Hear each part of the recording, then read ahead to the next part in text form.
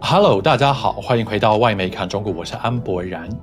Following Foreign Ministry spokesperson Lin Jian's warning to the US that China is ready for war a few days ago, China's foreign minister and top diplomat Wang Yi laid down the law today in his 11th two sessions Meet the Press event.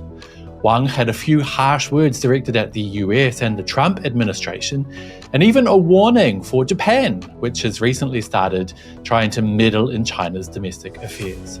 The message was clear.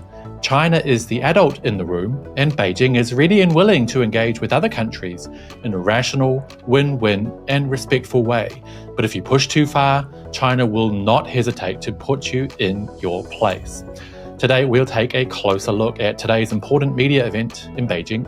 This is Reports on China. I'm Andy Boreham here in Shanghai. Let's get reporting. Never one to sugarcoat the reality or shy away from conflict, China's Foreign Minister Wang Yi held a press event for domestic and international media today in Beijing as part of the annual two sessions. He fielded questions from dozens of reporters, reiterating China's position on some key issues, chief among them the relationship between China and the US, the world's two largest economies. Top of the list was the recent spike in the trade war between the two countries, following President Trump enacting blanket 20% tariffs on all goods imported from China, which he says was largely because China hasn't done enough to stop America's hideous fentanyl abuse problem, a problem that kills tens of thousands of Americans every single year. Of course, that is through no fault of anyone else's, despite Trump and the Western media framing the issue as somehow being caused by China.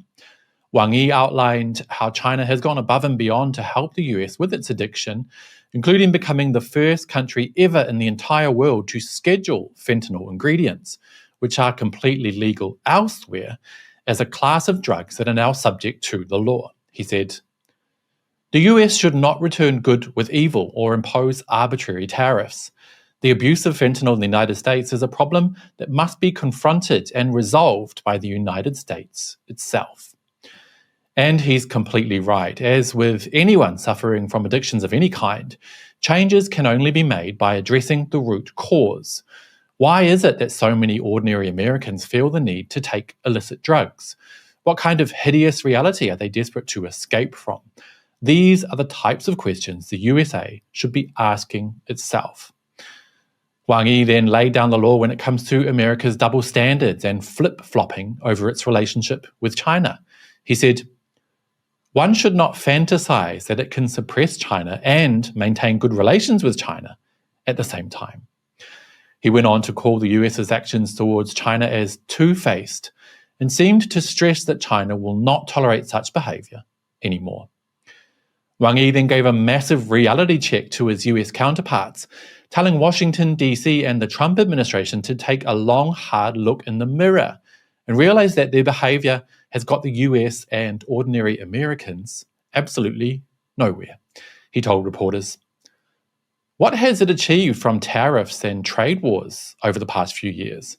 Has its trade deficit grown or shrunk? Has the competitiveness of its manufacturing sector increased or declined? Has inflation improved or worsened? Has the quality of life for its people gotten better or worse?" Ouch.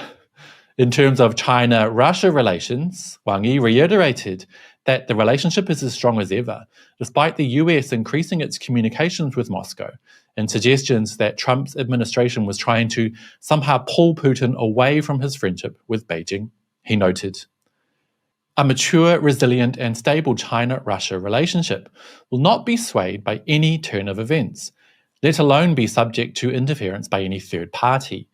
The relationship is a constant in a turbulent world, rather than a variable in geopolitical games." Japan also found itself in Wang Yi's crosshairs, following some sectors of that country trying to meddle in China's domestic affairs, a la Taiwan. He had a message for what he referred to as some unrepentant individuals in Japan, reminding them that Taiwan is not a country, never has been, and never will be. He said, "Stop the propaganda that a Taiwan emergency is a Japanese emergency. The truth is, to provoke trouble in the name of Taiwan is to invite trouble to Japan. The foreign minister also mentioned the soft power gains China has made with its visa-free program and with the popularity of Red Note, among other things, which has allowed people from all over the world to visit this country and see it with their own eyes, or to engage with China directly online, bypassing the negative and biased reports of foreign media who seem obsessed with painting China as some dark, dirty, dangerous, dystopian disaster. He said, "By travelling to China or through social media interactions, more people have seen a China that is safe, open, and modern, and got to know the friendly, open-minded, and witty Chinese people." Truly, you guys, it was an action-packed press conference today, and there was so much more that I can't really fit into this program, but I hope this taste was beneficial enough for you guys. And on that note, that will be it for today, but as always, I'd love to hear your thoughts. Do you think foreign leaders will take much note of what Wang Yi said today?